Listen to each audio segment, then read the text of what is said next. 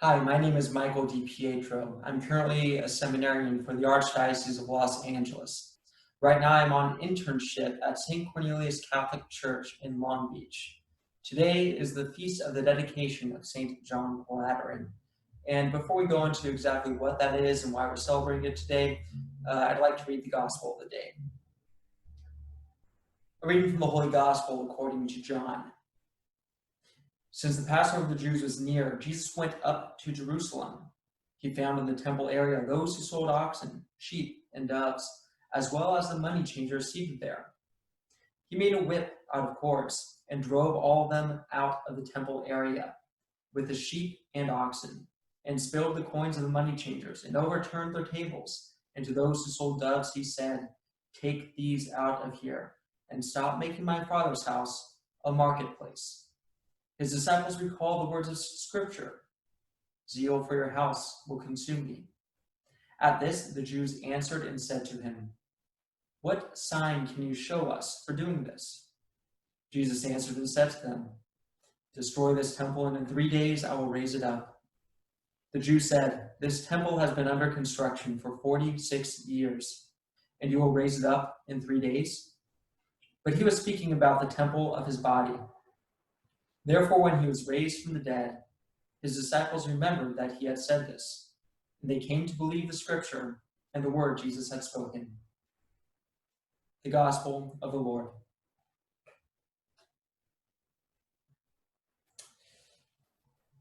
So, the feast of the dedication of St. John Lateran. What is St. John Lateran? Well, this is a nice little tidbit about it. This basilica is the cathedral of the Bishop of Rome, built during Constantine's reign and consecrated by Pope St. Sylvester I. Its universal celebration is a sign of love for and union with the see of St. Peter. So, what's most impressive about this is its age and its historicity.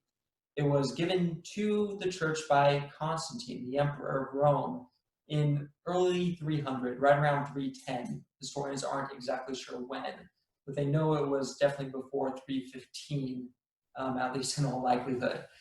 And so what does this mean? It means this was kind of the first cathedral that the church had. It was also the first time that the church was being legitimized by a secular authority, in this case, the Roman Emperor.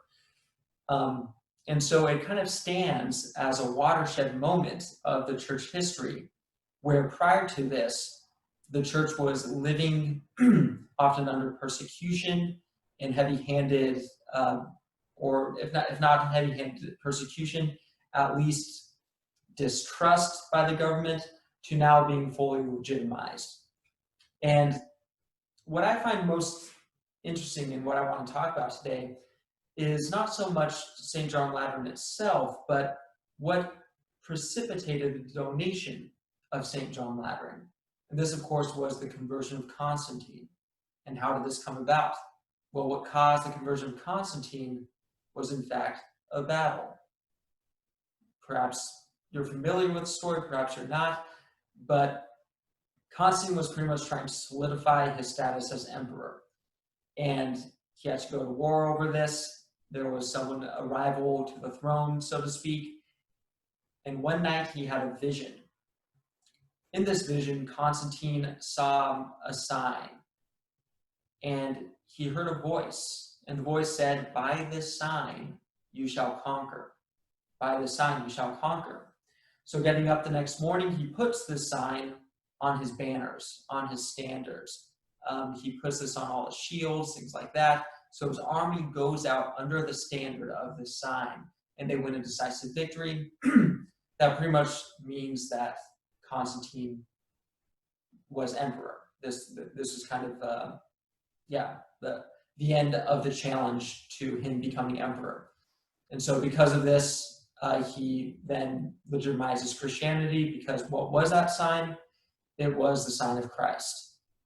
Namely, it was the first two Greek letters, the Chi-Rho, in kind of a cross situation. It's kind of like a P and then an X.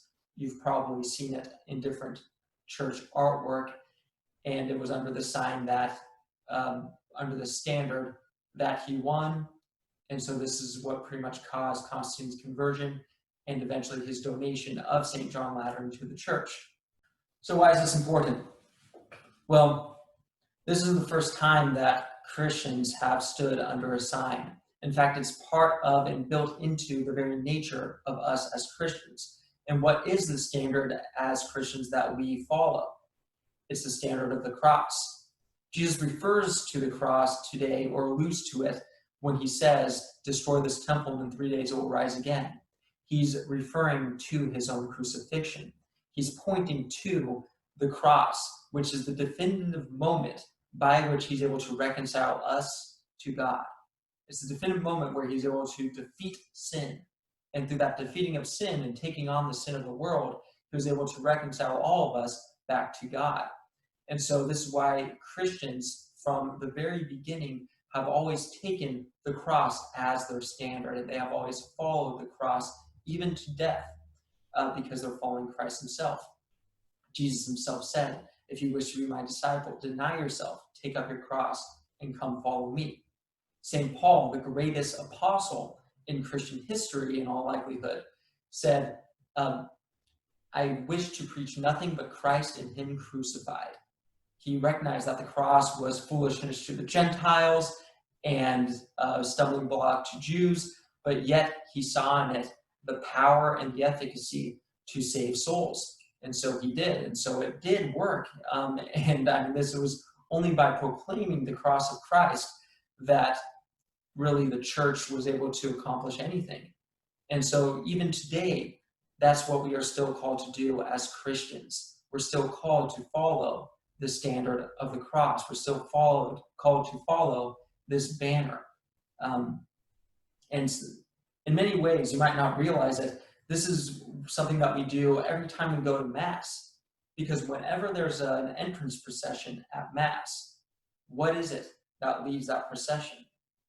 It's the cross. This is the reason why, because we as Christians can never deny the power of the cross. It is our strength, it is our hope, it is our sign of victory. And it's a paradox to the world because it seems like utter defeat. But yet, as Christians, we know that this is where our ultimate victory lies. And this is what gave people the strength to go to the martyrdom. It's still what gives people strength to go to the martyrdom. Even though we speak about the early church martyrs, and there were many, the 20th century was probably the bloodiest, I think people have confirmed, that it was the bloodiest century for Christian martyrs. That's incredible, and largely because of communism and atheism and other atheistic regimes that went about trying to systematically destroy Christians and Christianity. And so what's the point of me telling you all of this? Well, in my own vocation, this is what attracted me. It was the strength of following the cross. So many times when we think of Christianity and we think of priesthood and we think of all these other things, we oftentimes have these very, like flowery, fluffy, effeminate, nice images. I don't really know. It's I kind of like to think of it as like nice Jesus. And it's kind of a caricature of Jesus. And we can think of nice Jesus as kind of like that rosy-cheeked Jesus that's kind of like holding the lamb and kind of caressing it and petting it. And, it's not a bad image in and of itself, because it does kind of represent some very true elements of Jesus's pastoral care for all of us. But if that's the only image we have of Jesus, we're missing the point. And the entire point of Jesus' ministry was, in fact, the cross and his willing embrace of it. And there's strength in that, and there's power in that. And that is what ultimately was the decisive factor in pursuing the priesthood. Because I knew that apart from Christ, apart from the cross, I would never be happy. I knew that apart from the cross, I would never be fulfilled. I knew that that was where my ultimate fulfillment lied. But I also knew, I was under no delusions that it was going to be an easy road. This is the beauty of the cross, that it's a challenge. It's a constant challenge. It's not for the faint of heart. In fact, it says the opposite. It says that, again, going back to Jesus' own words, if you wish to be my disciple, you must deny yourself. Take up your cross daily and follow me. It's a daily denial of self in order to overcome ourselves so that the Spirit of Christ can overcome the flesh that lives in us, using the language of St. Paul. The victory of the Spirit over the flesh in and through the cross. And this is the beauty, and this is the strength, and this is the glory and the joy of us Christians. And so this is what I want to leave you with. You know, whether you're man, woman, boy, girl, young, old, whatever, this is the heart of Christianity, the standard of the cross. This is what we need to march under. This is what we need to embrace, because it's only by the cross that we can overcome ourselves. It's only by the cross that we can overcome the world. It's only by the cross that we can really not just accomplish salvation for ourselves, but accomplish salvation for the world. And this is ultimately what is so exciting about Christianity.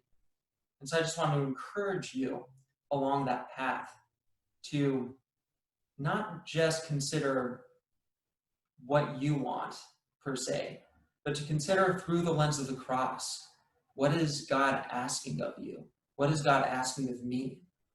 And sometimes that's going to be a challenge, but it's always going to be rewarding, because the sign of this Christian is always going to be the cross.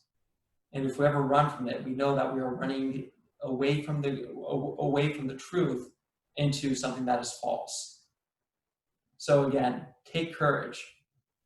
The Christian life is not for the faint of heart. It's not for the weak. We need to redefine ourselves in that way. And we need to constantly embrace and constantly hold up the standard of the cross by which we will have victory.